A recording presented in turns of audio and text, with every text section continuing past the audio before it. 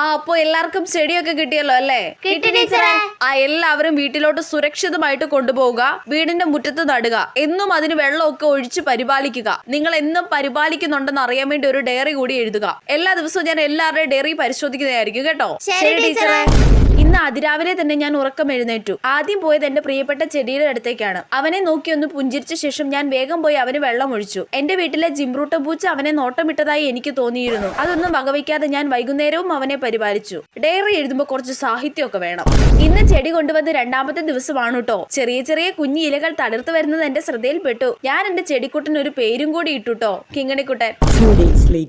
ഒരു ചെടി സ്കൂളിൽ നിന്ന് കൊണ്ടുവന്നിട്ട് ഇപ്പൊ അതിനെ തിരിഞ്ഞു പോലും നോക്കത്തില്ല ഒരുത്തി. ഞാൻ വേണം വെള്ളം ഒഴിക്കാനും നോക്കാനും. ദേ നിന്റെ ചെടി മൊത്തം ആ പൂച്ച നശിപ്പിക്കുന്നത്.